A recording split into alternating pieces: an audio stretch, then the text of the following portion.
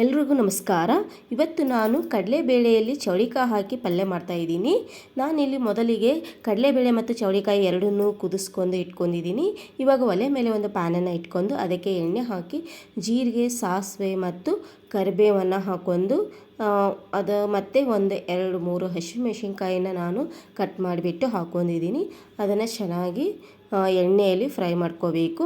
ಹಾಗೆ ನಾನು ಇಲ್ಲಿ ಒಂದು ದೊಡ್ಡ ಈರುಳ್ಳಿನ ಕಟ್ ಮಾಡಿ ಇಟ್ಕೊಂಡಿದ್ದೆ, ಅದನ್ನು ಹಾಕ್ಕೊಂಡು ಈರುಳ್ಳಿ ಸ್ವಲ್ಪ ಕೆಂಪಗಾಗೋವರೆಗೂ ಫ್ರೈ ಮಾಡ್ಕೊಂಡ್ರೆ ಸಾಕು.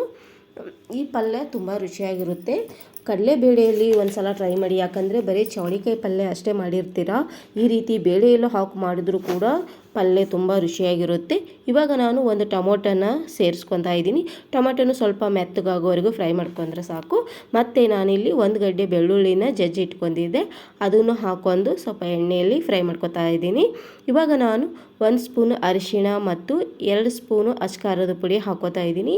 ನೀವು ಬೇಕಾದರೆ ಇದಕ್ಕೆ ಹಸಿರು ಮೆಣಸಿನ್ಕಾಯಿನೂ ಹಾಕೋಬಹುದು, ಅದನ್ನು ತುಂಬ ರುಚಿಯಾಗಿರುತ್ತೆ. ನಾನಿಲ್ಲಿ ಅಚ್ಕಾರದ ಪುಡಿ ಯೂಸ್ ಮಾಡೀನಿ. ಮತ್ತು ನಾನಿಲ್ಲಿ ಸ್ವಲ್ಪ ನೀರು ಹಾಕೋತಿದ್ದೀನಿ, ಯಾಕಂದರೆ ಸ್ವಲ್ಪ ಮಸಾಲ ಸೀದು ಹೋಗಬಾರ್ದಲ್ಲ, ಅದಕ್ಕೆ ಸ್ವಲ್ಪ ನೀರು ಹಾಕ್ಕೊಂಡು ಇವಾಗ ರುಚಿಗೆ ತಕ್ಕಷ್ಟು ಉಪ್ಪನ್ನು ಹಾಕ್ಕೊಂಡು ಚೆನ್ನಾಗಿ ಕಲಿಸ್ಕೋಬೇಕು. ಇದನ್ನು ಚೆನ್ನಾಗಿ ಕಲಿಸ್ಕೊಂಡು ಇವಾಗ ನಾನು ಕುದಿಸಿಟ್ಕೊಂಡಿರುವ ಕಡಲೆಬೇಳೆ ಮತ್ತು ಚೌಳಿಕಾಯಿ ಅದನ್ನು ಸೇರಿಸ್ಕೊತಾ ಇದ್ದೀನಿ.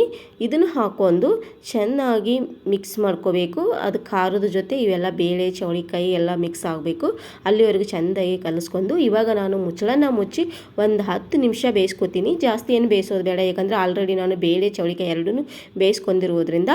ಇವಾಗ ನೋಡಿ ಮುಚ್ಚಳನ ತೆಗೆದಿದ್ದೀನಿ. ಒಂದು 10 ನಿಮಿಷ ಆದಮೇಲೆ ಇನ್ನೂ ಸ್ವಲ್ಪ ನೀರಿನಂಶ ಐತಿ, ಹಾಗಾಗಿ ನಾನು ಮೇಲ್ಗಡೆ ಕೊತ್ತಂಬರಿ ಸೊಪ್ಪನ್ನು ಹಾಕಿ ಮತ್ತು ಇದನ್ನು ಚೆನ್ನಾಗಿ ಕಲಿಸ್ಕೊಂಡು ಇನ್ನು ಸ್ವಲ್ಪ ನೀರಿನಂಶ ಇರೋದ್ರಿಂದ ಮತ್ತೆ ನಾನು ಮುಚ್ಚಳನ ಮುಚ್ಚಿ 1 ನಿಮಿಷ ಮತ್ತೆ ಬೇಯಿಸ್ತೀನಿ. ಇವಾಗ ನೋಡಿ 1 ನಿಮಿಷ ಆಗಿದೆ, ನಾನು ಮುಚ್ಚಳನ ಓಪನ್ ಮಾಡ್ತಾ ಇದ್ದೀನಿ. ನೋಡಿ ನೀರೆಲ್ಲ ಬತ್ತಿ ಎಷ್ಟು ಚೆನ್ನಾಗಿ ಆಗಿದೆ. ಕಡಲೆಬೇಳೆ ಚೌಳಿಕಾಯಿ ಪಲ್ಯ ಇದು ತುಂಬ ರುಚಿಯಾಗಿರುತ್ತೆ. ಒಂದು ಸಲ ಟ್ರೈ ಮಾಡಿ. ಇದು ಅಂತರ ರೊಟ್ಟಿಗೆ, ಜೋಳದ ರೊಟ್ಟಿ ಮತ್ತು ಚಪಾತಿಗೆ ಎಲ್ಲದಕ್ಕೂ ಕಾಂಬಿನೇಷನ್ ಚೆನ್ನಾಗಿರುತ್ತೆ. ಯಾವುದ್ರ ಜೊತೆಯಾದರೂ ನೆಚ್ಕೊಂಡು ತಿನ್ಬೋದು ನೀವು. ತುಂಬ ಸಖತ್ತಾಗಿರುತ್ತೆ. ನೀವು ಒಂದು ಸಲ ಟ್ರೈ ಮಾಡಿ. ಬರೀ ಚೌಳಿಕಾಯಿ ಪಲ್ಯ ಮಾಡಿರ್ತೀರ, ಈ ರೀತಿ ಕಡಲೆಬೇಳೆ ಜೊತೆ ಹಾಕಿ, ನೀವು ಯಾವ ಬೇಳೆ ಜೊತೆ ಆದರೂ ಹಾಕ್ಬೋದು, ಬಟ್ ಕಡಲೆಬೇಳೆ ಜೊತೆ ಹಾಕಿದ್ರೆ ಇನ್ನೂ ರುಚಿಯಾಗಿರುತ್ತೆ. ಒಂದು ಸಲ ಟ್ರೈ ಮಾಡಿ. ಈ ರೆಸಿಪಿ ಇಷ್ಟವಾದರೆ ನಮ್ಮ ಚಾನಲ್ನ ಸಬ್ಸ್ಕ್ರೈಬ್ ಮಾಡ್ಕೊಳ್ಳಿ, ಲೈಕ್ ಕೊಡಿ, ಹಾಗೆ ನಿಮ್ಮ ಫ್ರೆಂಡ್ಸ್ಗೆ ಶೇರ್ ಮಾಡಿ. ಮತ್ತು ನಾನು ಮುಂದಿನ ವಿಡಿಯೋದಲ್ಲಿ ಸಿಗ್ತೀನಿ. ಧನ್ಯವಾದಗಳು.